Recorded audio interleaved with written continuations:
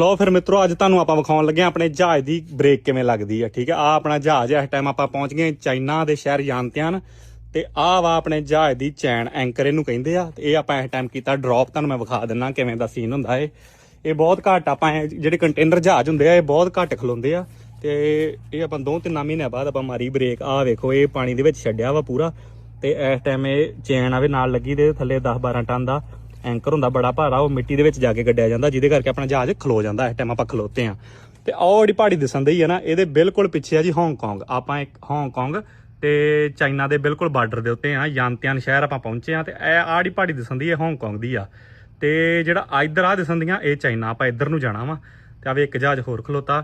ਤੇ ਜੇ ਕੋਈ ਆਪਣਾ ਵੀਰ ਭਰਾ ਹਾਂਗਕਾਂਗ ਤੋਂ ਵੀਡੀਓ ਵੇਖਣ ਦਿਆ ਵਾ ਜਾਂ ਫਿਰ ਚਾਈਨਾ ਦੇ ਯਾਨਤਿਆਨ ਤੋਂ ਤੇ ਜ਼ਰੂਰ ਦੱਸੇ। ਚਾਈਨਾ ਦੇ ਆਪਾਂ 2 ਸ਼ਹਿਰਾਂ 'ਚ ਜਾਣਾ ਵਾ, ਇੱਕ ਜਾਣਾ ਯਾਨਤਿਆਨ ਤੇ ਇੱਕ ਜਾਣਾ ਨਾਨਸ਼ਾ। ਠੀਕ ਹੈ, ਬ੍ਰੇਕ ਤੇ ਇਸ ਟਾਈਮ ਆਪਾਂ ਖਲੋਤੇ ਆ, ਬ੍ਰੇਕ ਲੱਗੀ ਆਪਣੇ ਜਹਾਜ਼ ਦੀ।